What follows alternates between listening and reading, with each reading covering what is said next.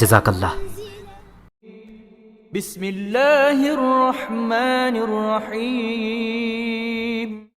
خراسان کا عقاب، اسلام کے نامور جنرل قتیبہ بن مسلم کی داستان جہاد۔ پیش لفظ۔ حضرت عثمان غنی رضی اللہ تعالیٰ عنہ کی شہادت کے بعد خلافت کے مسئلے پر جو طوفان اٹھے تھے وہ رفتہ رفتہ تھمنے لگے تھے اور امت مسلمہ ایک نئی اور خوشگوار صبح کا نظارہ کر رہی تھی۔ ان طوفانوں اور گھٹا ٹوپ اندھیروں سے جو صبح طلوع ہوئی وہ اتنی روشن اور چمکدار تھی کہ اپنے پرائے میں تمیز آسان ہو گئی تھی۔ امت مسلمہ دشمنان اسلام اور سازشی گروہ کو پہچان چکی تھی۔ یہی وجہ تھی کہ مجاہدین اسلام ایک طرف سندھ کی وادیوں میں کفر کے خلاف برسر پیکار تھے تو دوسری طرف اندلس یعنی اسپین میں فتح کے جھنڈے گاڑ رہے تھے۔ تیسری طرف ترکستان کی زمین مجاہدین اسلام کے نعروں اور ان کے گھوڑوں کی ٹاپوں سے دہل رہی تھی۔ اسلامی سلطنت کی حدود روز بروز پھیلتی چلی جا رہی تھی اور صحیح معنوں میں دور فاروقی کی یاد تازہ ہو گئی تھی۔ زیر نظر داستان کا محور ترکستان ہے جہاں کی زمین مجاہدین اسلام کے نقشے پا دیکھ رہی تھی۔ اس اسلامی لشکر کے سپہ سالار قتیبہ بن مسلم تھے۔ قتیبہ بن مسلم خاندان بنو امیہ کے 5ویں خلیفہ ولید بن عبد الملک کے زمانے کا ایک نامور جرنیل، تاریخ اسلام کا ایک عظیم نام، جس نے اپنی ذہانت اور جرأت و مردانگی سے ایک دنیا پر اپنی دہشت طاری کر دی تھی۔ یہ عظیم جرنل وسط ایشیا کے علاقوں کو فتح کرتا ہوا چین کی سرحدوں تک پہنچ گیا تھا۔ بعید نہیں تھا کہ وہ چین کے وسیع و عریض علاقے کو اسلامی سلطنت کا حصہ بنا دیتا، لیکن بدقسمتی سے خلیفہ ولید بن عبد الملک کی وفات نے اس کے قدم روک لیے۔ اس کے بعد سلیمان بن عبد الملک خلیفہ بنا جس نے قتیبہ بن مسلم کو واپس بلوا لیا۔ اس طرح ایک نااہل خلیفہ نے اسلام کی ایک برہنہ شمشیر کو نیام میں بند کر دیا۔ قتیبہ بن مسلم کی کمان میں بصرہ کی 40,000 عرب افواج، کوفہ کی 7,000 عرب افواج اور 7,000 موالی تھے۔ اس نے تخارستان، بلخ، بخارا، فرغانہ، سمرقند اور خوارزم وغیرہ کے علاقے اپنے قدموں تلے راؤنڈ ڈالے اور 715 عیسوی میں کاشغر چینی ترکستان کو مسخر کیا۔ اس طرح 751 عیسوی تک وسط ایشیا میں مسلمانوں کا اقتدار رہا۔ قتیبہ بن مسلم کی داستان جہاد ایمان افروز بھی ہے اور ولولہ انگیز بھی۔ اس طویل داستان میں آپ کو کہانی کی دلچسپیوں کے ساتھ ساتھ تاریخ کے ایسے ایسے حقائق بھی ملیں گے کہ آپ بے اختیار چونک اٹھیں گے۔ یہ تاریخ اسلام کے ایک نامور سپہ سالار کی داستان جہاد ہی نہیں بلکہ ایک ایسے نااہل اور بد فطرت انسان کی شرمناک سازشوں کا بیان بھی ہے جس نے عین عروج کے وقت ملت اسلامیہ کو تباہی کے گڑھے میں دھکیلنا چاہا تھا۔ وہ شخص کون تھا؟ سلیمان بن عبد الملک، جس نے صرف ذاتی اناد کی وجہ سے محمد بن قاسم، موسیٰ بن نصیر اور اس کے بیٹے العزیز کو قتل کروا دیا تھا۔ فاتح اندلس طارق بن زیاد پر تاحیات جنگ میں حصہ لینے پر پابندی عائد کر دی تھی اور اس کے ایک سالار مغیث الرومی کو قتل کروا دیا تھا۔ آخر میں قتیبہ بن مسلم کو چین کی سرحد سے واپس بلوا لیا تھا۔ بعض مورخین کے مطابق قتیبہ بن مسلم کو بھی سلیمان بن عبد الملک نے قتل کروا دیا تھا۔ اس داستان میں آپ کو ان تمام سوالوں کے جواب ملیں گے جو عام طور پر ذہنوں میں اٹھتے ہیں۔ یہ ایک دلچسپ داستان بھی ہے اور ایک مستند تاریخ بھی۔ عنایت اللہ مرحوم کے نام، جن سے میں نے لکھنا سیکھا اور جنہوں نے تاریخی ناول نگاری کو ایک نئی جہت عطا کی۔ صحرا کی ریت سورج کی گرمی سے تپ رہی تھی۔ چلتے چلتے اس نے گھوڑا روکا اور پیچھے مڑ کر دیکھا۔ پیچھے اس کے ساتھی کا گھوڑا چلا آ رہا تھا۔ اس گھوڑے کے سوار کی حالت سے ایسا لگتا تھا جیسے وہ شدید زخمی ہے۔ اپنے ساتھی کو پیچھے آتا دیکھ کر اس نے دوبارہ اپنا گھوڑا آگے بڑھا دیا۔ اس کے انداز سے بے چینی ظاہر ہو رہی تھی۔ لگتا تھا کہ اسے کہیں پہنچنے کی جلدی ہے، لیکن وہ اپنے زخمی ساتھی کی وجہ سے آہستہ چلنے پر مجبور تھا۔ حدید، اس کے ساتھی کی آواز سنائی دی۔ اپنے ساتھی کی آواز سن کر اس نے اپنا گھوڑا ایک بار پھر روک لیا۔ حدید، میں تمہارا مزید ساتھ نہیں دے سکوں گا، اس کا ساتھی کہہ رہا تھا۔ تم میری وجہ سے اپنی رفتار آہستہ نہ کرو، تم کیسی بات کر رہے ہو؟ حدید نے اپنا گھوڑا اس کے قریب کرتے ہوئے کہا، میں تمہیں اس حالت میں چھوڑ کر نہیں جا سکتا۔ میری زندگی سے زیادہ وہ خبر اہم ہے جو ہم لے کر جا رہے ہیں۔ تم جتنی جلدی ہو سکے یہ اطلاع سالار قتیبہ بن مسلم تک پہنچا دو۔ حدید کے ساتھی نے گھوڑے سے اترنے کی کوشش کی، لیکن زخموں کی تکلیف کی وجہ سے وہ اتر نہ سکا۔ یہ دیکھ کر حدید نے اسے گھوڑے سے اتار کر ریت پر لٹا دیا، لیکن اس کوشش میں اس کے ساتھی کے زخموں سے خون بہنے لگا۔ حدید نے خون روکنے کی کوشش کی، لیکن خون رک نہیں رہا تھا۔ یہ دیکھ کر حدید کے ماتھے پر پریشانی سے شکنیں نمودار ہو گئیں۔ حدید، میری بات مان لو، حدید کے ساتھی نے اسے پریشان دیکھ کر کہا، تم میری وجہ سے رکے نہ رہو۔ میری زندگی سے زیادہ اہم اس اطلاع کا سالار تک پہنچنا ہے، اور میں تو ویسے بھی چند لمحوں کا مہمان ہوں۔ یہاں تک کہ وہ یہ کہہ کر خاموش ہو گیا۔ زخموں سے خون بہہ جانے کی وجہ سے اس پر نقاہت طاری ہو رہی تھی، اور اس کے لیے مزید بولنا مشکل ہو گیا تھا۔ اس نے یہ تمام الفاظ بڑی مشکل سے ادا کیے تھے۔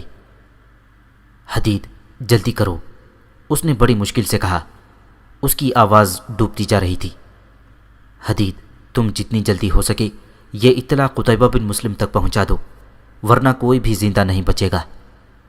اس کی آنکھیں بند ہو رہی تھیں اور اس کی آواز سرگوشیوں کی صورت اختیار کر چکی تھی، اس لیے حدید نے اس کے منہ سے کان لگا دیا۔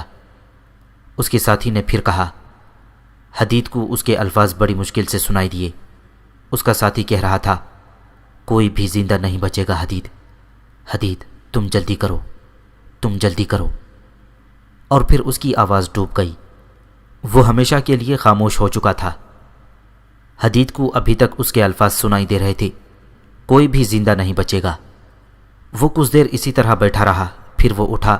اس نے اپنے ساتھی کے گھوڑے کو اپنے گھوڑے کے ساتھ باندھ دیا۔ اس نے اپنے ساتھی کی لاش اپنے گھوڑے پر رکھی اور خود بھی اسی گھوڑے پر سوار ہو گیا۔ سوار ہوتے ہی اس نے گھوڑا سر پر دوڑا دیا۔ حلیے سے وہ کوئی عالم لگتا تھا۔ اس کے چہرے پر قدرے لمبی مگر سلیقے سے تراشی ہوئی داڑھی تھی۔ وہ شام کے پھیلتے اندھیرے میں چلا جا رہا تھا۔ اس کی چال میں ایک وقار تھا۔ بظاہر وہ اپنے حال میں مست تھا، لیکن وہ غیر محسوس انداز میں اپنے چاروں طرف نظر رکھے ہوئے تھا۔ مختلف گلیوں سے گزرنے کے بعد آخر میں ایک مکان کے سامنے جا رکا۔ اس نے اس طرح ادھر ادھر دیکھا جیسے غلط راستے پر آ گیا ہو۔ اپنے ارد گرد کسی کو نہ پا کر اس مکان کے دروازے پر خاص انداز میں دستک دی۔ کچھ دیر بعد دروازہ کھلا اور وہ فوراً اندر داخل ہو گیا۔ اندر داخل ہوتے ہی وہ پلٹا اور اس نے دروازے کو بند کر دیا۔ تمہیں کسی نے آتے دیکھا تو نہیں؟ وہ دروازہ بند کر کے مڑا تو دروازہ کھولنے والے نے سوال کیا۔ نہیں، اس نے مسکرا کر جواب دیا۔ چلو میرے ساتھ، دروازہ کھولنے والے نے کہا اور اندر کی طرف بڑھ گیا۔ وہ بھی اس کے پیچھے پیچھے اندر چلا گیا۔ مکان اندر سے تاریک تھا، لیکن وہاں اتنی روشنی موجود تھی کہ وہ دوسرے شخص کے خد و خال دیکھ سکتا تھا۔ چند کمروں سے گزرنے کے بعد وہ دونوں ایک راہداری میں داخل ہوئے۔ راہداری کے ایک کونے میں مشعل جل رہی تھی، جس کی وجہ سے وہاں روشنی تھی۔ راہداری ایک کمرے کے دروازے پر ختم ہوتی تھی۔ راہداری عبور کرنے کے بعد وہ دروازہ کھولنے والے شخص کے ساتھ کمرے میں داخل ہو گیا۔ باقی مکان کے برعکس اس کمرے میں روشنی تھی۔ قالین بچھا ہوا تھا جس پر 3 آدمی پہلے سے بیٹھے ہوئے تھے۔ ان تینوں میں سے ایک نے جو نمایاں نظر آ رہا تھا چپتی ہوئی نظروں سے اس کی طرف دیکھا۔ اپنی شناخت کراؤ، اس نے آنے والے کو گھورتے ہوئے کہا۔ اس نے جیب سے پیلے رنگ کا رومال نکالا اور اسے لہراتے ہوئے بولا، مجھ سے کوئی ریشمی رومال خریدے گا؟ اس کی بات سن کر کمرے میں موجود لوگوں نے چونک کر اس کی طرف دیکھا۔ لیکن یہ تو پیلا رومال ہے، جبکہ مجھے سرخ چاہیے، اسی آدمی نے کہا جو عمر میں سب سے بڑا تھا۔ تم یہی خرید لو، اس نے دوبارہ کہا، اسے نئے قلعے کا خونی انقلاب سرخ کر دے گا۔ اس کی بات سن کر سب باری باری اٹھے اور اس سے مصافحہ کیا۔ مصافحے سے فارغ ہو کر وہ ایک طرف بیٹھ گیا۔ وہ خاصا محتاط نظر آ رہا تھا۔ کہو کیا خبر لائی ہو؟ اندر موجود لوگوں میں سے ایک نے پوچھا۔ مجھے نئے قلعے والوں نے بھیجا ہے، اس نے جواب دیا۔ وہاں کام منصوبے کے مطابق ہو رہا ہے۔ وہاں کی آبادی کی اکثریت ہمارے ساتھ ہے۔ مجھے یہ معلوم کرنے کے لیے بھیجا گیا ہے کہ تم لوگوں کی کارکردگی کیا ہے۔ نئے قلعے والوں کو بتانا کہ ہم ان کے اشارے کے منتظر ہیں۔ ادھیڑ عمر شخص بولا، ہمیں جو ہی اشارہ ملا ہمارا گروہ حرکت میں آ جائے گا۔ تو پھر تم ہمارے اشارے کے منتظر رہو، اس نے کہا۔ میرا کام صرف اتنا تھا، میں اب چلتا ہوں۔ یہ کہہ کر وہ اٹھ گیا۔ اس نے سب سے مصافحہ کیا، پھر وہ مکان سے باہر نکل آیا۔ مکان سے نکل کر وہ کچھ دیر بلا مقصد گھومتا رہا، پھر اس نے اپنا رخ تبدیل کر لیا۔ اب وہ شہر سے باہر ویرانے کی طرف جا رہا تھا۔ شہر سے باہر آ کر اس نے اچھی طرح اطمینان کر لیا کہ کوئی اس کا پیچھا تو نہیں کر رہا۔ جب اسے اطمینان ہو گیا کہ کوئی اس کا پیچھا نہیں کر رہا تو اس نے ہاتھ بڑھا کر اپنی داڑھی کو پکڑا اور اسے ہلکا سا جھٹکا دیا۔ داڑھی اس کے ہاتھ میں آ گئی۔ اس داڑھی کے نیچے سے ایک خوبرو نوجوان کا چہرہ نکلا، جس پر چھوٹی مگر سلیقے سے تراشی ہوئی داڑھی بھلی معلوم ہوتی تھی۔ اس کے ساتھ ہی اس نے جیب سے سفید رنگ کا رومال نکالا اور اسے سر پر باندھ لیا۔ اب وہ بالکل بدلے ہوئے حلیے میں تھا۔ اس کام سے فارغ ہو کر وہ دوبارہ شہر کی طرف چل پڑا۔ ابھی وہ چند گلیاں ہی مڑا تھا کہ پیچھے سے ایک آدمی آیا اور غیر محسوس طریقے سے اس کے ساتھ ساتھ چلنے لگا۔ اس کا انداز ایسا تھا کہ اگر کوئی انہیں دیکھتا تو یہی سمجھتا جیسے وہ دونوں کافی دور سے اکٹھے چلے آ رہے ہوں۔ کہو کیسا رہا؟ اس کے ساتھ چلنے والے نے مسکرا کر اسے مخاطب کیا۔ مجھے حالات سے خطرے کی بو آ رہی ہے، اس نے جواب دیا۔ کیا اس نے ٹھیک لوگوں کی نشاندہی کی تھی؟ اس کے ساتھی نے پوچھا۔ ہاں، اس نے مختصر سا جواب دیا۔ کہیں ان لوگوں کو تم پر شک تو نہیں ہوا؟ اس کے ساتھی نے دوبارہ سوال کیا تو اس کے چہرے پر مسکراہٹ رنگ گئی۔ بالکل نہیں۔ تم نے اچھی طرح دیکھ تو لیا تھا نا کہ کسی نے تمہارا پیچھا تو نہیں کیا؟ اس کے ساتھی نے پوچھا۔ یہ اطمینان میں نے اس مکان سے نکلتے ہی کر لیا تھا، اس نے جواب دیا۔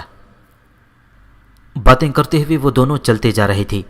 پھر وہ ایک مکان کے دروازے کے سامنے رکے تو اس نے آگے بڑھ کر دروازے پر دستک دی۔ کچھ دیر بعد دروازہ کھلا اور وہ دونوں اندر داخل ہو گئے۔ تم دونوں نے اتنی دیر کر دی حدید؟ دروازہ کھولنے والے نے دروازہ بند کر کے مخاطب کیا۔ حدید اس کا نام تھا۔ وہ اور اس کے باقی دونوں ساتھی قتیبہ بن مسلم کے نظام جاسوسی کے رکن تھے۔ قتیبہ بن مسلم کی یہ خوبی تھی کہ اس نے اپنے جاسوسی کے نظام کو صحیح معنوں میں فعال بنا دیا تھا۔ اس کے جاسوس پتھر کا سینہ چیر کر بھی راز نکال سکتے تھے۔ حدید اور اس کے ساتھی ایسے ہی جاسوس تھے جو ہر رنگ اور ہر ڈھنگ استعمال کر کے اپنے مقصد تک پہنچنا جانتے تھے۔ حدید اور اس کے ساتھیوں کو ایک اہم خبر ملی تھی، اور اگر یہ خبر سچی تھی تو بلخ کی مسلمان آبادی سخت خطرے میں تھی۔ یہ کچھ دن پہلے کی بات ہے۔ نوبہار میں ایک قافلہ آ کر رکا تھا۔ قافلے میں زیادہ تر تجارتی سامان تھا۔ اس شہر میں قافلہ آرام کی غرض سے رکا تھا۔ دوسری اہم وجہ یہ تھی کہ لوگ اپنی ضرورت کا سامان خریدنا چاہتے تھے۔ قافلے کی اصل منزل سمرقند تھی۔ چند دن قیام کے بعد یہ قافلہ اپنی منزل کی طرف روانہ ہو گیا۔ قافلہ تو چلا گیا، لیکن کوئی یہ نہ دیکھ سکا کہ دو آدمی قافلے سے علیحدہ ہو کر شہر کی آبادی میں غائب ہو گئے ہیں۔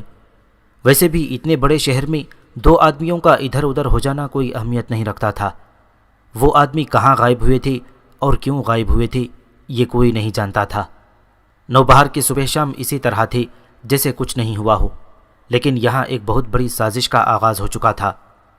قتیبہ بن مسلم جانتا تھا کہ ایسی سازش کسی نہ کسی جگہ ضرور ہوگی، چنانچہ اس نے اپنی آنکھیں اور کان کھلے رکھے ہوئے تھے۔ وہ خراسان میں بیٹھ کر ارد گرد کے علاقے میں چلنے والی ہوا کی آواز بھی سن لیتا تھا۔ اس کی آنکھیں اور کان ہر علاقے میں موجود تھے۔ حدید اور اس کے دوسرے جاسوس اس کی آنکھیں اور کان ہی تو تھے جن سے وہ ہر علاقے میں ہونے والی سرگرمیوں کو دیکھ اور سن سکتا تھا، اور اس نے اپنی ان آنکھوں سے نوبہار کے علاقے میں شروع ہونے والی خفیہ سرگرمی بھی دیکھ لی۔ وہ جان چکا تھا کہ نوبہار میں جو قافلہ رکا تھا اس سے کچھ آدمی نکل کر شہر میں غائب ہو چکے تھے، لیکن وہ کہاں غائب ہوئے تھے یہ کسی کو نہیں معلوم تھا، اور یہ بات معلوم کرنا حدید اور اس کے ساتھیوں کا کام تھا۔ جو ہی حدید اور اس کے گروہ کو قتیبہ کی طرف سے ہدایات ملی، وہ زیر زمین حرکت میں آ گئے۔ نوبہار میں زیر زمین مسلمان جاسوس حرکت میں آ چکے تھے۔ یہ جاسوس حدید اور اس کے باقی دو ساتھی تھے۔ ان میں سے ایک طلحہ تھا جبکہ دوسرا عبداللہ۔ ابھی ہمیں چند دن اسی طرح خاموشی اختیار کیے رہنا چاہیے، حدید عبداللہ اور طلحہ سے کہہ رہا تھا۔ تم یہ ذہن میں رکھو کہ ابھی تو اس سازش کی ابتدا ہوئی ہے، جیسے ہی ان لوگوں کی سرگرمی میں تیزی آئے گی ان سے کوئی نہ کوئی غلطی ضرور سرزد ہو جائے گی، اور جو ہی ان سے کوئی غلطی ہوگی ہم ان تک پہنچ جائیں گے، اور اگر ان سے ہونے والی غلطی ہماری نظر میں آئی، طلحہ نے خدشہ ظاہر کیا۔ یہ بات میرے ذہن میں ہے، حدید نے جواب دیا، لیکن کیا تم نے غور نہیں کیا کہ قافلے سے 2 آدمی غائب کیوں ہوئے ہیں؟ میرے خیال میں وہ ضرور کوئی پیغام لائے تھے، عبداللہ نے کہا۔ بالکل، حدید مسکراتے ہوئے کہا، میرا بھی یہی خیال ہے، وہ ضرور کوئی پیغام لائے ہوں گے، اور ابھی ان کی طرف سے کئی اور پیغامات آئیں گے۔ یہ سلسلہ اس وقت تک چلتا رہے گا جب تک وہ لوگ اپنی سازش میں کامیاب ہو جاتے ہیں، لیکن اس سے پہلے کہ وہ اپنی سازش میں کامیاب ہوں ہمیں کچھ کرنا ہوگا، اور اس کا سب سے آسان طریقہ یہ ہے کہ ہم ان کی پیغام رسانی کے طریقے کا کھوج لگائیں۔ اگر ایسا ہو جاتا ہے تو ہم بہت آسانی سے ان کی سازش کا حصہ بن کر اسے ناکام بنا سکتے ہیں۔ حدید کی تجویز معقول تھی، وہ تینوں ایسا کر سکتے تھے۔ مزید کچھ بحث کے بعد وہ ایک قابل عمل منصوبہ بنا چکے تھے۔ ابھی چند دن ہی گزرے ہوں گے کہ نوبہار میں ایک اور قافلہ آ کر رکا۔ اس قافلے میں بھی زیادہ تر وہی لوگ تھے جو تجارت کی غرض سے جا رہے تھے، اس لیے قافلے کے ساتھ قیمتی سامان بھی تھا، اور قافلے کی حفاظت کے لیے مسلح افراد بھی موجود تھے۔ قافلے میں وہ لوگ بھی شامل تھے جو کافی عرصے بعد اپنے گھر واپس جا رہے تھے۔ رات کو قافلے والوں نے شہر میں باہر قیام کیا۔ نوبہار کے پاس خیموں کی ایک بستی آباد ہو گئی تھی۔ رات کا پچھلا پہر تھا، سب لوگ خیموں میں پرسکون نیند سوئے ہوئے تھے۔ ویسے بھی مسافر سارے دن کے تھکے ہوئے تھے، اس لیے کسی کو ارد گرد کا ہوش نہ تھا۔ اچانک ایک طرف سے شور اٹھا، وہاں کچھ خیموں کو آگ لگ چکی تھی۔ لوگ آگ بجھانے کی کوشش کر رہے تھے، لیکن آگ پھیلتی جا رہی تھی، اور اسی بات نے اکثر لوگوں کو خوفزدہ کر دیا۔ لوگ خوف کے مارے ادھر ادھر بھاگ رہے تھے، بچے اپنی ماؤں سے جدا ہو کر سسک رہے تھے، لیکن 2 سائے ان سب ہنگاموں سے بے نیاز خیموں سے دور ہٹتے چلے جا رہے تھے۔ ان کا رخ شہر کی طرف تھا۔ ایک تو رات کی تاریکی تھی، دوسرا انہوں نے سیاہ چادریں اوڑھ رکھی تھیں، اس لیے دور سے وہ نظر نہیں آ سکتے تھے۔ چونکہ رات کا وقت تھا اس لیے شہر کے دروازے بند تھے۔ شاید وہ بھی اس بات سے باخبر تھے، اس لیے شہر سے کچھ دور ہی انہوں نے اپنا رخ بدل لیا۔ اب ان کا رخ شہر کی پچھلی طرف تھا۔ شہر کے اس طرف جنگل تھا۔ یہ جنگل گھنا نہیں تھا، بلکہ یہاں درخت ہی بہت کم تھے۔ اس علاقے میں ایک پرانا کھنڈر تھا۔ کہا جاتا تھا کہ کھنڈر کسی بادشاہ کا محل ہوا کرتا تھا۔ اس کی بیوی بہت خوبصورت تھی، وہ اپنی بیوی کو بہت پیار کرتا تھا۔ پھر ایک دن ایسا ہوا کہ بادشاہ کسی بات پر اپنی بیوی سے ناراض ہو گیا۔ اس نے حکم دیا کہ اس کی بیوی کو بھوکے شیروں کے آگے ڈال دیا جائے۔ اس کی بیوی اس وقت ماں بننے والی تھی۔ اس نے بادشاہ کی بہت منت کی کہ اس کے لیے نہ صحیح اس کے ہونے والے بچے کے لیے ہی اس کی جان بخش دے، لیکن بادشاہ کو اس پر رحم نہ آیا۔ بادشاہ تو جیسے بالکل ہی بدل گیا تھا۔ کہاں وہ شخص جو اپنی بیوی پر جان چھڑکتا تھا، اور کہاں وہ بادشاہ جسے اپنے ہونے والے بچے پر بھی رحم نہ آیا۔ آخر اس کے حکم سے اس کی بیوی کو بھوکے شیروں کے آگے ڈال دیا گیا۔ بادشاہ کی بیوی کی آخری چیخیں دل ہلا دینے والی تھیں۔ ایک رات سوتے ہوئے اچانک بادشاہ کی آنکھ کھل گئی۔ اسے یوں محسوس ہو رہا تھا جیسے اس کی بیوی اسے بلا رہی ہو۔ پھر اس کی بیوی کی آواز چیخوں میں بدل گئی۔ بادشاہ اس کو اپنا وہم سمجھا، لیکن وہ اس وہم سے چھٹکارا نہ پا سکا۔ اسی حالت میں صبح ہو گئی۔ دن گزرتے گئے، لیکن بادشاہ کا وہم ختم نہ ہو سکا۔ اس نے بہت علاج کروایا، لیکن اس کا وہم بڑھتا ہی گیا۔ اور پھر وہ وقت بھی آیا جب بادشاہ نیم پاگل ہو گیا۔ اس کے محل میں سازشیں شروع ہو گئیں۔ بادشاہ اب برائے نام حکمران رہ گیا تھا۔ آخر اسے قتل کروا دیا گیا۔ اس کے بعد آنے والے حکمران نااہل ثابت ہوئے، اور انہوں نے سلطنت کو جلد ہی برے انجام تک پہنچا دیا۔ وقت نے اس عظیم سلطنت کی ہر نشانی کو مٹا دیا، لیکن بادشاہ کے محل کے کھنڈرات لوگوں کی عبرت کے لیے رہنے دیے گئے۔ مشہور تھا کہ اس کھنڈر میں چڑیلیں رہتی ہیں۔ بعض لوگ کہتے تھے کہ یہاں بادشاہ اور اس کی بیوی کی بدروہیں رہتی ہیں۔ کچھ لوگ یہ دعویٰ بھی کرتے تھے کہ انہوں نے بادشاہ اور اس کی بیوی کی بدروہوں کو اپنی آنکھوں سے دیکھا ہے۔ وہ پسماندگی کا دور تھا، اور وہ لوگ تہمات پر بھی یقین رکھتے تھے، اس لیے جو بات کسی کے منہ سے نکلتی تھی اس پر یقین کر لیتے تھے۔ اس کا نتیجہ یہ ہوا کہ لوگ رات کو تو دور کی بات دن کے وقت بھی ان کھنڈرات کا رخ نہیں کرتے تھے، لیکن وہ دونوں اس کھنڈر کی طرف بڑھے چلے جا رہے تھے۔ ایسے لگتا تھا جیسے انہیں کسی چیز کا خوف نہ ہو، یا پھر انہیں یقین تھا کہ یہاں کوئی غیر مرئی مخلوق ہے۔ کھنڈر کے قریب پہنچ کر وہ کچھ دیر کے لیے رکے، پھر اندر چلے گئے۔ اندر جاتے ہوئے وہ یہ نہ دیکھ سکی کہ دو آنکھیں مسلسل ان کا تعاقب کرتی آ رہی ہیں۔ یہ آنکھیں اس وقت سے ان کا پیچھا کر رہی تھیں جب وہ خیموں کی بستی سے نکلے تھے۔ وہ آنکھیں یہ بھی دیکھ چکی تھیں کہ خیموں کی بستی میں آگ بھی انہوں نے ہی لگائی تھی۔ وہ دونوں کھنڈرات کی تاریک راہداری سے گزر رہے تھے۔ راہداری کی دیواریں اور چھت انتہائی بوسیدہ تھیں، کئی جگہوں سے چھت غائب تھی یا جھک کر زمین کے ساتھ لگ چکی تھیں۔ راہداری کے ارد گرد کچھ مکمل اور کچھ آدھگری دیواریں ہیولوں کی مانند نظر آ رہی تھیں۔ یہ جن اور بھوت ہی لگتے تھے۔ راستے کی رکاوٹوں سے بچتے ہوئے وہ دونوں ایک بوسیدہ دروازے کے سامنے رک گئے۔ مجھے تو بھوک لگی ہے، ان میں سے ایک نے دوسرے کو مخاطب کیا۔ بھوک تو مجھے بھی لگی ہے، دوسرے نے جواب دیا، لیکن یہاں کھانے پینے کا سامان کہاں؟ سنا ہے یہاں بدروحیں رہتی ہیں، پہلا شخص دوبارہ بولا۔ آؤ انہیں مدد کے لیے بلاتے ہیں۔ اس کے ساتھ ہی اس نے ہلکا سا قہقہہ لگایا۔ ابھی اس کا قہقہہ ختم بھی نہیں ہوا تھا کہ کھنڈر میں ایک پراسرار سی آواز گونجی۔ جسے بھوک لگی ہے وہ دروازے کے اندر آ جائے، گھبرانے کی ضرورت نہیں، تمہیں کوئی نقصان نہیں ہوگا۔ لو میں دروازے کی دوسری طرف روشنی کر دیتا ہوں۔ اس کے ساتھ ہی دروازے کی دوسری طرف روشنی ہو گئی۔ یوں لگتا تھا جیسے کسی نے دوسری طرف مشعل روشن کر دی ہو۔ دروازے کی دوسری طرف کا منظر ان دونوں کے ہوش اڑا دینے کے لیے کافی تھا۔ وہ تو پہلے ہی اس پراسرار آواز سے خوفزدہ ہو چکے تھے، اور اب دروازے کی دوسری طرف ایک سجا ہوا کمرہ دیکھ کر وہ خوف سے کانپنے لگے۔ وہ کمرہ کسی طرح بھی اس کھنڈر کا حصہ محسوس نہیں ہوتا تھا۔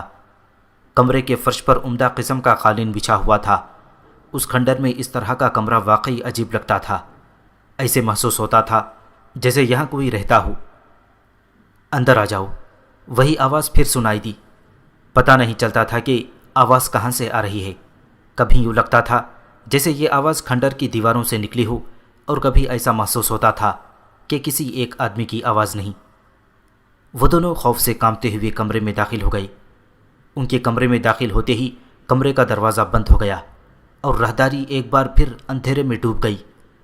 اب وہاں صرف دو آنکھیں موجود تھیں۔ تم لوگ تو باہر ہی ڈر گئے۔ جو ہی دروازہ بند ہوا ایک آواز ان کے کان میں پڑی۔ یہ آواز اس آواز سے بہت مختلف تھی جو وہ راہداری میں سن چکے تھے۔ آواز سے معلوم ہوتا تھا کہ بولنے والا مرد ہے، اور وہ بہت محتاط رویہ اختیار کیے ہوئے ہے۔ کون ہو تم؟ آخر ان دونوں میں سے ایک ہمت کر کے بولا، لیکن حقیقت میں وہ دونوں حد درجے خوفزدہ تھے۔ ابھی وقت نہیں آیا کہ میں تمہیں یہ بتاؤں کہ میں کون ہوں، اسی آدمی کی آواز پھر سنائی دی۔ پہلے تم اپنی شناخت کراؤ۔ اچھا چلو پہلے تم اپنی تسلی کر لو، دوسرے شخص نے کہا۔ اب ان دونوں کا خوف خاصا کم ہو چکا تھا۔ یہ بتاؤ تمہارے سر کے پیچھے کیا ہے؟ نامعلوم شخص نے سوال کیا۔ میرے سر کے پیچھے بال ہیں، پہلے شخص نے کہا۔ اس کے ساتھ ہی اس کے چہرے پر مسکراہٹ پھیل گئی۔ یہ بتاؤ تمہارے سامنے کیا ہے؟ آواز پھر سنائی دی۔ میرے سامنے نئے قلعے کا خونی انقلاب ہے، پہلے شخص نے جواب دیا۔ میرے خیال میں اب ہمیں ایک دوسرے کے سامنے آ جانا چاہیے، وہی آواز پھر سنائی دی۔ اس کے ساتھ ہی کمرے کے کونے میں موجود چھوٹا سا بوسیدہ دروازہ کھلا اور ایک شخص کمرے میں داخل ہوا۔ کہو کیا اطلاع لائے ہو؟ اس نے بغیر کسی رسمی تکلف کے سوال کر دیا۔ نئے قلعے والوں نے پیغام بھیجا ہے کہ محترم برمک کو کم از کم ایک دفعہ وہاں ضرور آنا چاہیے۔ اس سے پہلے کہ پہلا شخص بولتا، دوسرے شخص نے جواب دیا۔ میں یہ پیغام ان تک پہنچا دوں گا، اس آدمی نے کہا جو کچھ دیر پہلے کمرے میں آیا تھا، لیکن ان کا نئے قلعے تک جانا حالات پر منحصر ہے۔ ہمیں ابھی بہت محتاط ہو کر چلنا ہے، کیونکہ مسلمانوں کے جاسوس سائے کی طرح ہمارے ساتھ لگے ہوئے ہیں۔ جب سے قتیبہ بن مسلم خراسان کا گورنر بنا ہے، اس نے اپنے جاسوسوں کو بہت فعال بنا دیا ہے۔ ابھی حالات ہمیں اجازت نہیں دیتے کہ ہم کوئی ایسی حرکت کریں جس سے مسلمانوں کے جاسوس حرکت میں آ جائیں۔ نئے قلعے والوں کو کہنا کہ محترم برمک وہاں ضرور آئیں گے، مگر ابھی نہیں۔ برمک نوبہار کے عامل کا نام تھا۔ بظاہر وہ مسلمانوں کا خیر خواہ تھا، خود مسلمان نہیں تھا، مگر اس کا جھکاؤ مسلمانوں کی طرف تھا۔ یہ سب اس کا دکھاوا تھا، اندر سے وہ مسلمانوں کے سخت خلاف تھا۔ اس کی بیوی بچے بلخ میں موجود تھے، لیکن وہ خود نوبہار میں مقیم تھا۔ نوبہار میں رہ کر وہ بلخ میں بغاوت کو ہوا دے رہا تھا۔ اس نے بلخ میں باغیوں کی ایک جماعت بنا لی تھی اور اس کا رابطہ ان سے مسلسل ہوتا تھا۔ یہ دونوں آدمی جو کھنڈر میں آئے تھے بلخ سے ہی آئے تھے، اور نئے قلعے سے ان کی مراد بلخ کا ہی قلعہ تھا۔ ابھی تو اس سازش کا آغاز ہی تھا، اس لیے یہ لوگ ضرورت سے زیادہ محتاط تھے۔ اور کوئی پیغام؟ اس شخص نے کہا جو برمک کی نمائندگی کر رہا تھا۔ وہ برمک کا خاص آدمی تھا۔ نہیں، ہمیں بس اتنا ہی پیغام دے کر بھیجا گیا ہے، پہلے شخص نے کہا۔ اچھا، اب تم جا سکتے ہو، برمک کے خاص آدمی نے انہیں کچھ ہدایات دینے کے بعد کہا۔ بلخ کے باغی گروہ اور برمک کے درمیان پیغام رسانی مختصر مگر جامع ہوتی تھی۔ اس میں سب سے زیادہ اس بات کا خیال رکھا جاتا تھا کہ قاصد کی شناخت سب سے پہلے کی جائے۔ اس کا طریقہ یہ تھا کہ ہر قاصد اگلے قاصد کے شناختی جملے اور پیغام پہنچانے کی جگہ طے کر کے جاتے تھے۔ ان دونوں نے بھی ایسا ہی کیا تھا۔ جانے سے پہلے ان دونوں نے برمک کے خاص آدمی کو اگلے قاصد کی شناخت کا طریقہ بتا دیا اور وہ جگہ بھی طے کر لی جہاں اگلا پیغام پہنچانا تھا۔ اس کے بعد وہ دونوں اٹھے اور کمرے سے باہر نکل گئے۔ ان کے کمرے سے باہر نکلتے ہی اندر ایک دفعہ پھر تاریکی چھا گئی۔ باہر نکل کر ان پر ایک دفعہ پھر ہلکا سا خوف طاری ہو گیا۔ اب وہ تیز تیز قدم اٹھا رہے تھے۔ ان کی کوشش تھی کہ جلد از جلد اس کھنڈر سے باہر نکل جائیں۔ ابھی وہ راہداری کے آخری سرے پر ہی موجود تھے کہ انہیں ہلکی سی سرگوشی سنائی دی۔ کوئی کہہ رہا تھا، دوستوں اتنی جلدی کیا ہے، ذرا سنبھل کر چلو۔ یہ آواز سن کر وہ دونوں بدک اٹھے۔ انہوں نے خوفزدہ انداز میں اس طرف دیکھا جہاں سے سرگوشی کی آواز آئی تھی۔ انہیں اپنے سے کچھ دور ایک ہیولا سا کھڑا نظر آیا۔ کھنڈر کی تاریکی میں وہ واقعی ہیولا لگتا تھا اور اس کا وجود کھنڈر کی تاریک رات کو پراسرار بنا رہا تھا۔ کون ہو تم؟ ان دونوں میں سے ایک نے ہمت کر کے پوچھا۔ گھبراؤ نہیں میرے دوست، میں بھی تمہاری طرح انسان ہوں، پراسرار شخص نے کہا۔ اب وہ ان دونوں کے قریب آ چکا تھا، لیکن اس کا انداز ماحول کو پراسرار بنائے ہوئے تھا اور کھنڈر کے ماحول پر طاری خاموشی اس پراسراریت کو بڑھا رہی تھی۔ لیکن تم ہم سے کیا چاہتے ہو؟ دوسرے شخص نے خوفزدہ انداز میں پوچھا۔ تم دونوں کو میرے ساتھ چلنا ہوگا، اس آدمی نے پراسرار انداز میں جواب دیا۔ لیکن کہاں؟ وہ دونوں ایک ساتھ بول اٹھے، لیکن ان کی آواز سرگوشی سے بلند نہیں تھی۔ نئے قلعے کے مہمانوں کی حفاظت ہمارا فرض ہے، اس پراسرار آدمی نے کہا۔ اس کی یہ بات سن کر وہ دونوں چونک اٹھے، کیونکہ اس نے جو جملہ ادا کیا تھا یہ تو دو اجنبی جاسوسوں کے درمیان پہچان کے لیے تھا، مگر صرف اس وقت جب کوئی جاسوس مصیبت میں ہو۔ اس کا مطلب یہ تھا کہ وہ دونوں مصیبت میں تھے اور وہ پراسرار آدمی ان کی مدد کو آیا تھا۔ اگر تم ہماری مدد کو آئے ہو تو اندر کون تھا؟ پہلے شخص نے اس آدمی کے بارے میں سوال کیا جس سے کچھ دیر پہلے وہ دونوں ملے تھے۔ یہ سوال دراصل پراسرار آدمی کی تصدیق کے لیے تھا۔ وہ تمہارا میزبان تھا، پراسرار آدمی نے جواب دیا۔ اور تم؟ دوسرے شخص نے پوچھا۔ میں تمہارا محافظ ہوں، اس آدمی نے کہا۔ اس کے اس جواب سے یہ تصدیق ہو گئی تھی کہ وہ برمک ہی کا آدمی ہے اور بلخ سے آئے ہوئے جاسوسوں کی مدد کو آیا ہے۔ ہم تمہارے ساتھ چلنے کو تیار ہیں، پہلے شخص نے کہا۔ اس کے ساتھ ہی وہ ان دونوں کو لے کر کھنڈر کی ایک طرف چل پڑا۔ کچھ دور جانے کے بعد ایک چھوٹا سا دروازہ آ گیا۔ وہ تینوں اس دروازے سے باہر نکلے تو وہ کھنڈر سے باہر آ گئے۔ اب وہ ان دونوں کے آگے آگے تھا اور اس کا رخ شہر کی طرف تھا۔ وہ دونوں خاموشی سے اس کے پیچھے پیچھے جا رہے تھے، اگرچہ وہ دونوں اس کے ساتھ جا رہے تھے اور انہوں نے اس کے بارے میں اپنی تسلی کر لی تھی، لیکن ابھی وہ اس پر مکمل طور پر اعتماد نہیں کر سکتے تھے، اس لیے وہ ہر قسم کے خطرے سے نمٹنے کے لیے تیار تھے۔ شہر کے دروازے بند تھے، اس لیے انہیں فصیل پھلانگ کر شہر میں داخل ہونا پڑا۔ ان دونوں کی رہنمائی کرنے والے شخص کے انداز سے لگتا تھا کہ جیسے وہ شہر کے گوشے گوشے سے واقف ہو، کیونکہ جس جگہ سے انہوں نے فصیل پھلانگی تھی وہاں کوئی پہرے دار نہیں تھا۔ یوں محسوس ہوتا تھا جیسے فصیل کے اس طرف پہرے کا انتظام نہ ہو۔ شہر میں داخل ہونے کے بعد وہ گلیاں عبور کرتے ایک مکان کے سامنے جا رکی۔ ان کے رہنما نے آگے بڑھ کر دروازے پر دستک دی تو کچھ دیر بعد دروازہ کھل گیا اور وہ تینوں اندر داخل ہو گئے۔ کیوں دوستوں، کہو کیسا رہا؟ دروازہ کھولنے والے نے عجیب سے انداز میں ان دونوں سے سوال کیا۔ اب وہ دروازہ بند کر رہا تھا۔ کیا مطلب ہے تمہارا؟ پہلے شخص نے اسے گھورتے ہوئے پوچھا۔ وہ اس کے لہجے کی چبھن بھانپ گیا تھا۔ میرے کہنے کا مطلب ہے ہمارے پاس آنا تمہیں کیسا لگا؟ دروازہ کھولنے والے نے دوبارہ کہا۔ ہاں واقعی تم لوگوں کا انداز دلچسپ ہے، ہم سوچ بھی نہیں سکتے تھے کہ تم ہمیں خطرے میں دیکھ کر ہماری مدد کو اس طرح پہنچاؤ گی، دوسرے شخص نے بیٹھتے ہوئے کہا۔ وہ باتیں کرتے کرتے ایک خوبصورت اور عمدہ طریقے سے سجے ہوئے کمرے میں پہنچ گئے تھے۔ کیا تمہیں معلوم ہے کہ تمہیں کیا خطرہ تھا؟ اس شخص نے مسکراتے ہوئے پوچھا جو ان دونوں کو لے کر آیا تھا۔ کسی نے ہمیں خیموں کو آگ لگاتے دیکھ لیا ہوگا، پہلے شخص نے جواب دیا۔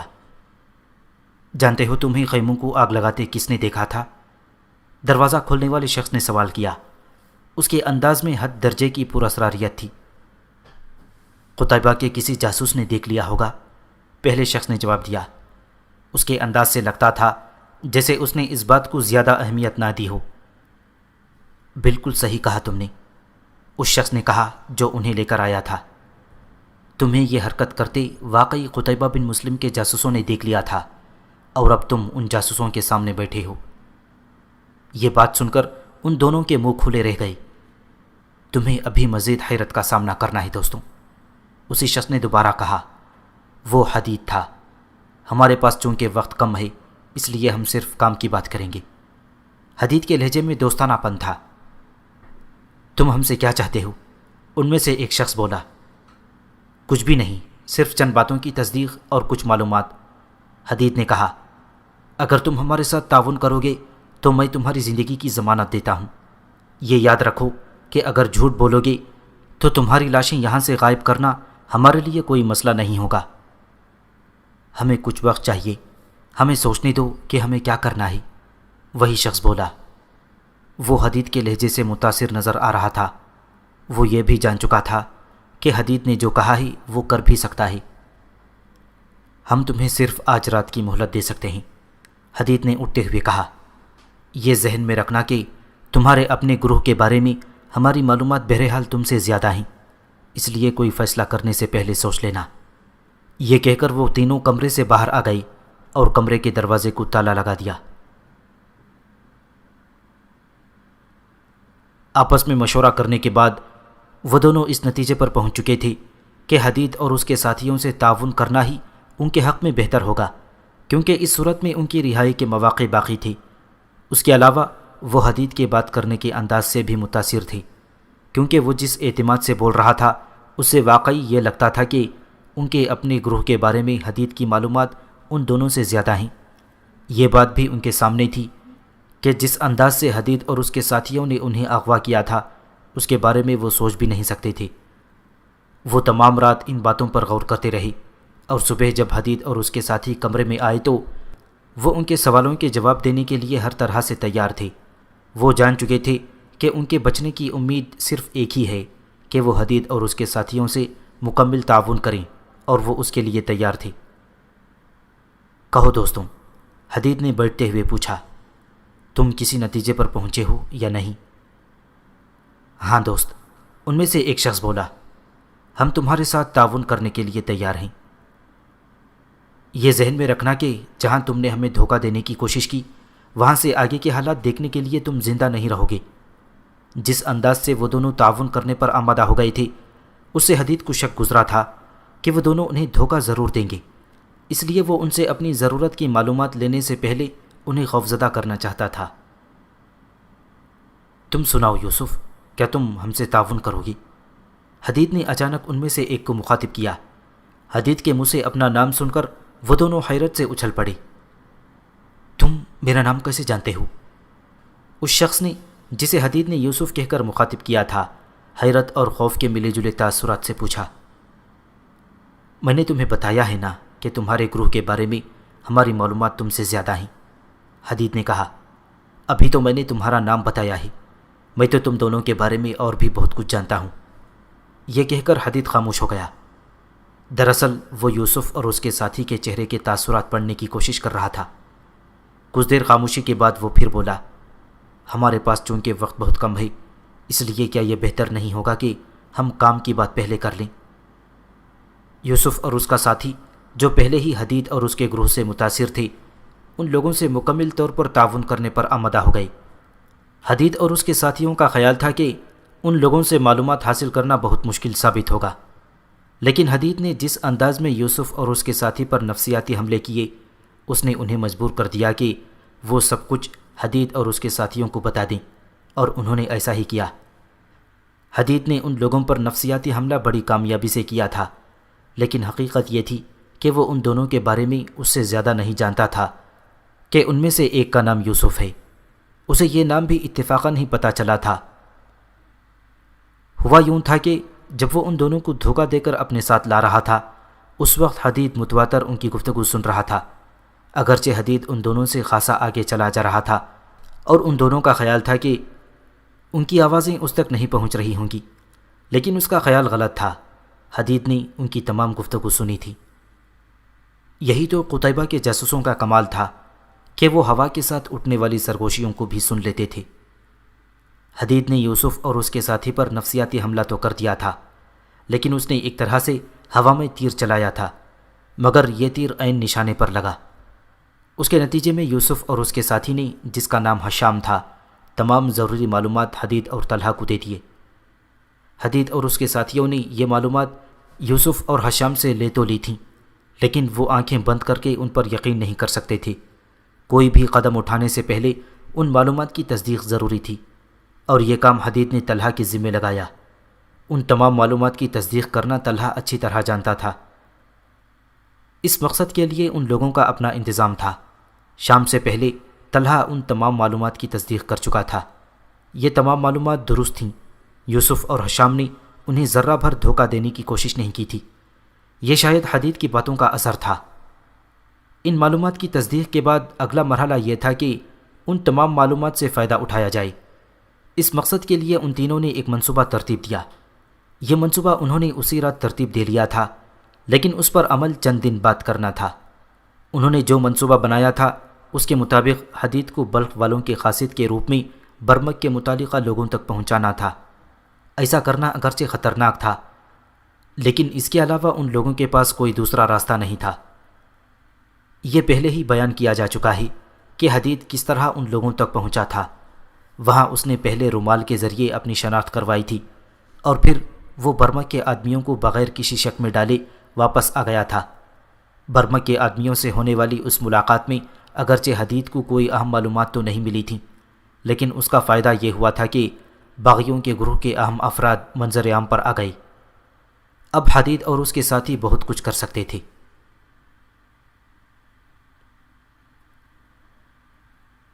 یہ بلخ کی ایک حویلی تھی۔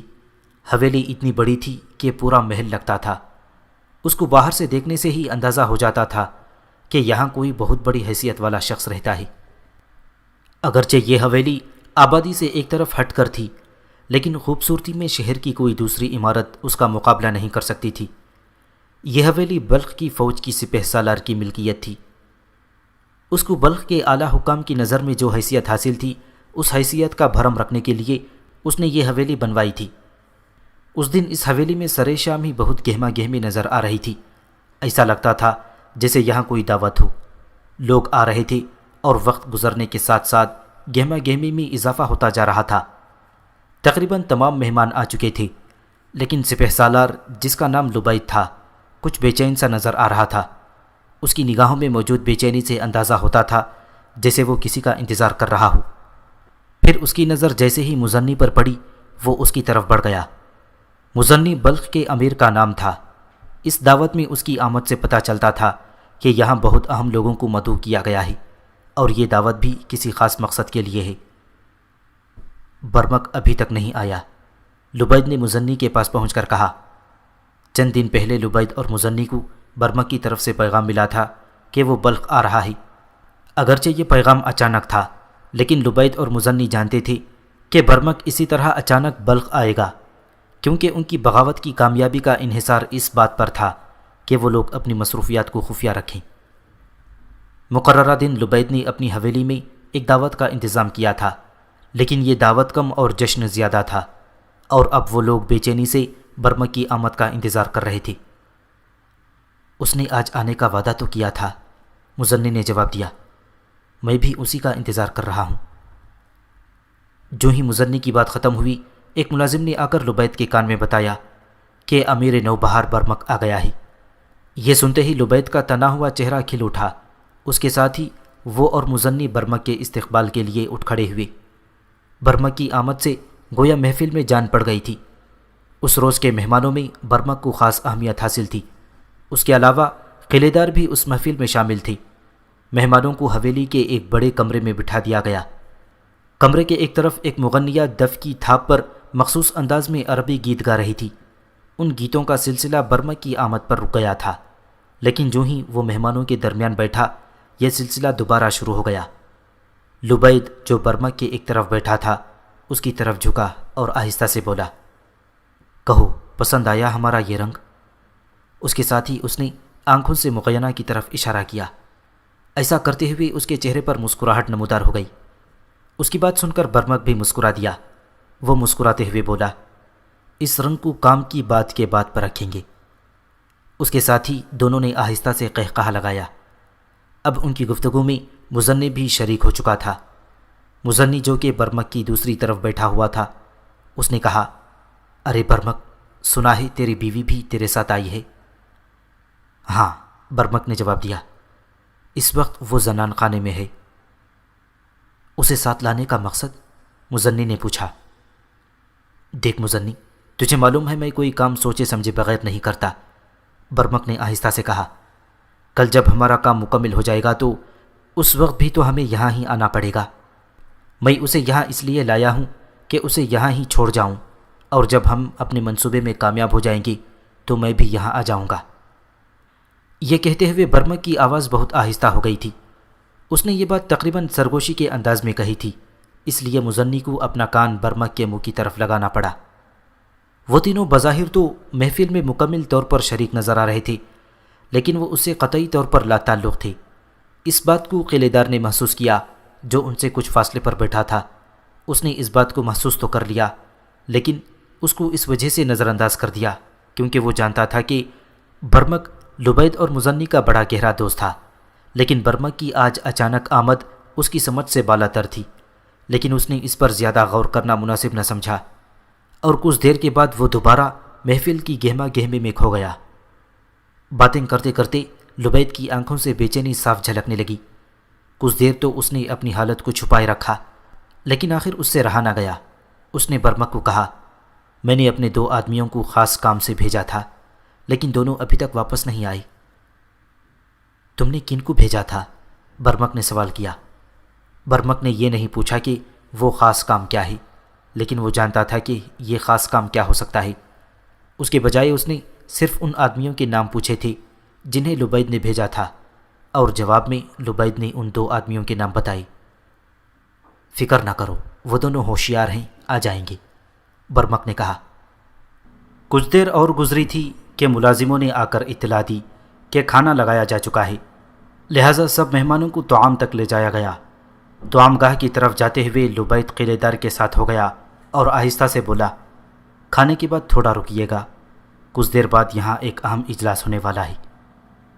جواب میں قلعے دار نے صرف سر ہلا دیا۔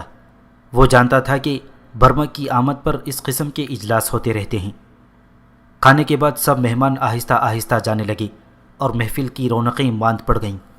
آخر میں صرف چند لوگ وہاں موجود تھے جن کو ایک خاص کمرے میں لے جایا گیا۔ یہ کمرہ آرائش سے نشستگاہ لگتا تھا۔ ان مہمانوں میں برمک، قلعے دار اور فوج کے کچھ اعلیٰ افسران بھی شامل تھے۔ کچھ دیر ادھر ادھر کی باتیں ہوتی رہیں جب اچانک کمرے کا دروازہ کھلا اور 2 آدمی اندر داخل ہوئے۔ یہ وہی دونوں تھے جن کا ذکر لبید نے برمک سے کیا تھا۔ انہوں نے آنکھوں کے اشارے سے لبید کو بتایا کہ کام ہو گیا ہے۔ اس بات پر لبید کا تنا ہوا چہرہ پرسکون ہو گیا۔ اس نے آنکھوں کے اشارے سے ہی ان دونوں کو چلے جانے کو کہا۔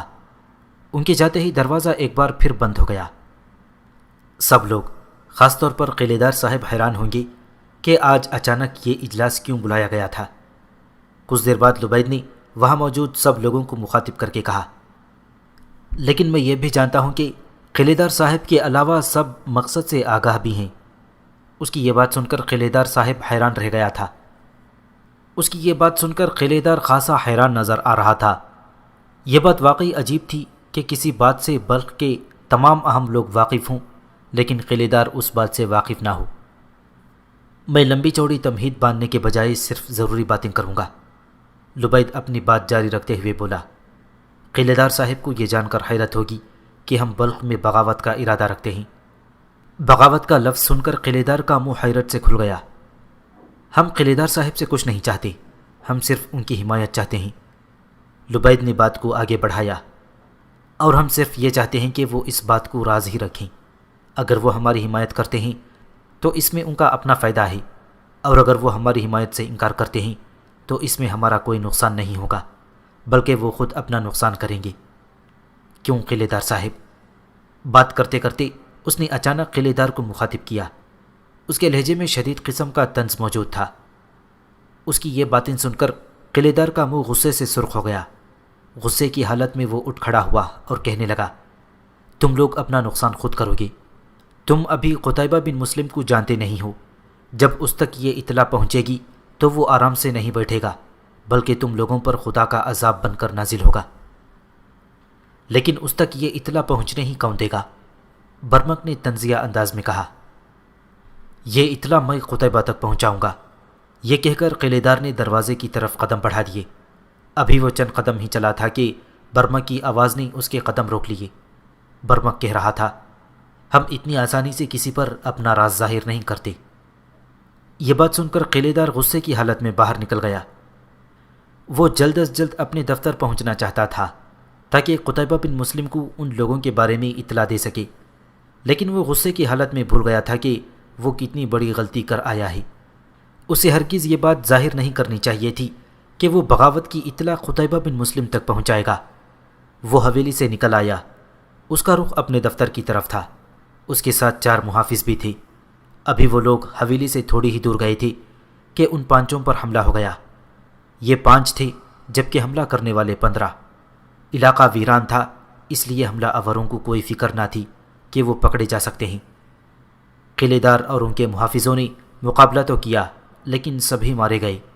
حملہ آوروں نے ان کی لاشیں اٹھائیں اور وہاں سے غائب ہو گئے۔ یہی وہ انتظام تھا جس کے لیے لبید نے اپنے 2 آدمیوں کو بھیجا تھا۔ وہ پہلے سے ہی یہ اندازہ لگا چکا تھا کہ قلعے دار کسی صورت میں بھی ان لوگوں کا ساتھ نہیں دے گا۔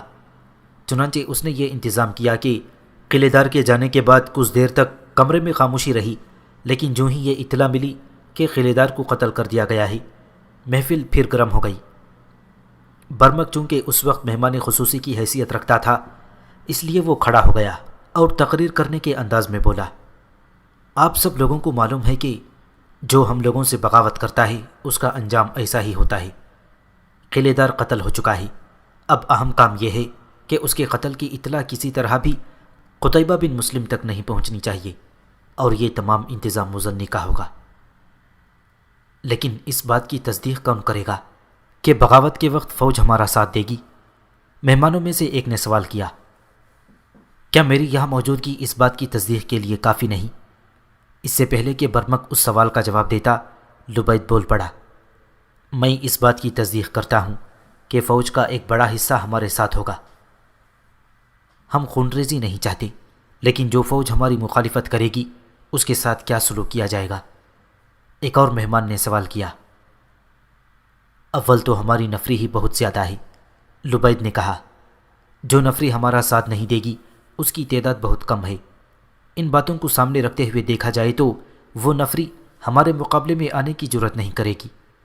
اس کے علاوہ میں نے ایک انتظام اور کیا ہے، وہ یہ کہ بغاوت سے ایک دن پہلے وہ نفری جو ہمارا ساتھ دے گی صحرا میں ہوگی، جبکہ باقی نفری بیرکوں میں۔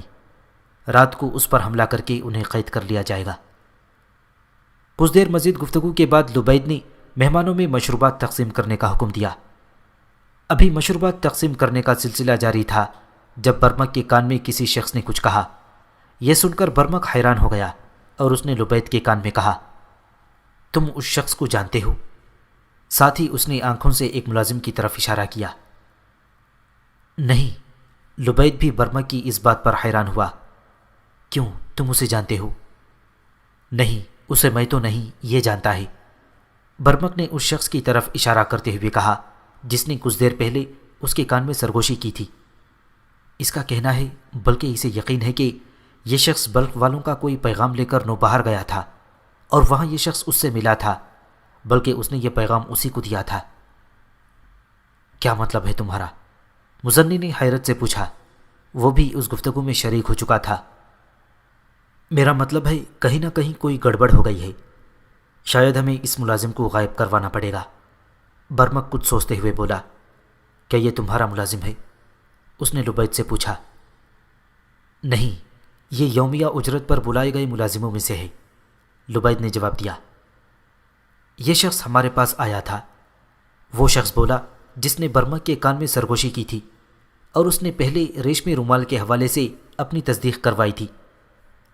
لیکن ریشمی رومال والا قاصد تو ابھی ہم نے بھیجا ہی نہیں، لبید نے کہا۔ جس ملازم پر یہ لوگ شک کر رہے تھے وہ واقعی حدید تھا۔ اسے جب اطلاع ملی تھی کہ برمک بلخ جا رہا ہے تو اس نے اور طلحہ نے مل کر یہ منصوبہ بنایا تھا کہ وہ دونوں بلخ جائیں گے اور وہاں ہونے والی سرگرمیوں کو دیکھیں گے۔ عبداللہ کو انہوں نے نوبہار میں ہی رہنے دیا تھا۔ حدید جو کچھ دیکھنا چاہتا تھا وہ دیکھ چکا تھا، اب وہ اس محل سے نکلنے کے لیے پر تول رہا تھا۔ آخر کچھ دیر بعد وہ مشروب لینے کی غرض سے وہاں سے نکل آیا۔ وہ کہیں نہیں رکا بلکہ حویلی سے باہر نکل آیا اور ایک سمت میں چل پڑا۔ وہ جلدی میں تھا اور اسی جلدی میں اس سے یہ بھول ہو گئی کہ وہ یہ دیکھنا بھول گیا کہ کوئی اس کا پیچھا تو نہیں کر رہا۔ اس کے پیچھے 3 آدمی آ رہے تھے، انہیں لبید اور برمک نے حدید پر نظر رکھنے کے لیے بھیجا تھا۔ حدید کو حویلی سے نکلتے دیکھ کر ان میں سے ایک لبید کو اطلاع دینے چلا گیا تھا۔ حویلی سے کچھ دور طلحہ 2 گھوڑے لیے کھڑا تھا۔ طلحہ جلدی کرو، ہمیں بہت جلد یہاں سے نکلنا ہے، حدید طلحہ کے پاس پہنچ کر بولا۔ خطرہ بڑھتا جا رہا ہے، ہمیں ہر حال میں قتیبہ تک پہنچنا ہے، یہ کہہ کر وہ گھوڑے پر سوار ہو گیا۔ اسے گھوڑے پر سوار ہوتا دیکھ کر طلحہ بھی گھوڑے پر سوار ہو گیا اور دونوں نے گھوڑے کو ایک سمت میں ایڑ لگا دی۔ رات کا وقت تھا اور قلعے کے دروازے یقیناً بند تھے، لیکن حدید ایسا راستہ جانتا تھا کہ وہ قلعے سے باہر نکل سکیں۔ یہ قلعے کے وسط میں بہنے والی نہر تھی جو ایک جگہ سے قلعے کی دیوار کے نیچے سے ہو کر شہر سے باہر جاتی تھی۔ دونوں کا رخ اس نہر کی طرف تھا۔ وہ کچھ دور ہی گئے تھے کہ انہیں اپنے پیچھے گھوڑوں کا شور سنائی دیا۔ یہ شور ان کے قریب آتا جا رہا تھا، پھر انہیں للکارنے کی آوازیں سنائی دیں، اس کے ساتھ ہی ان پر تیر برسنے لگے۔ یہ تیر انداز لبید نے بھیجے تھے۔ حدید اور طلحہ نے اپنے گھوڑوں کی رفتار تیز کر دی۔ تیروں سے بچنے کا طریقہ یہ ہوتا ہے کہ اپنے گھوڑوں کو دائیں بائیں گھمانا شروع کر دیا جائے، لیکن طلحہ اور حدید ایسا نہیں کر سکتے تھے کیونکہ اس طرح ان کے اور حملہ آوروں کے درمیان فاصلہ کم ہو جانے کا خطرہ تھا۔ آخر وہ نہر تک پہنچ گئے اور انہوں نے اپنے گھوڑے نہر میں ڈال دیے۔ کچھ دیر بعد وہ قلعے سے باہر تھے۔ قلعے سے باہر نکل کر انہوں نے دوبارہ اپنے گھوڑے دوڑا دیے۔ اب ان کا رخ شمال کی طرف تھا جہاں قتیبہ بن مسلم موجود تھا۔ حدید کو طلحہ کی آواز سنائی دی، میں تمہارا ساتھ نہیں دے سکوں گا۔ حدید اس بات پر چونکا، لیکن اس نے اپنا گھوڑا روکا نہیں۔ کیا مطلب ہے تمہارا؟ اس نے گھوڑا طلحہ کے گھوڑے کے پہلو میں کر لیا تھا۔ وہ اندھیرے میں اندازہ لگا چکا تھا جیسے طلحہ ایک طرف کو جھک کر گھوڑے پر بیٹھا ہو۔ مجھے تیر لگ چکا ہے اور اب میرا بچنا مشکل ہے، تم جتنی جلدی ہو سکے قتیبہ بن مسلم تک پہنچ جاؤ اور میری فکر نہ کرو، میں تمہارا ساتھ نہیں دے سکوں گا۔ طلحہ کو بولنے میں مشکل پیش آ رہی تھی۔ لیکن میں تمہیں کس طرح اکیلا چھوڑ سکتا ہوں؟ حدید نے طلحہ سے کہا۔ ہمت کرو، ہم دونوں ہی قتیبہ تک پہنچ جائیں گے، تم ہمت کرو میرے دوست۔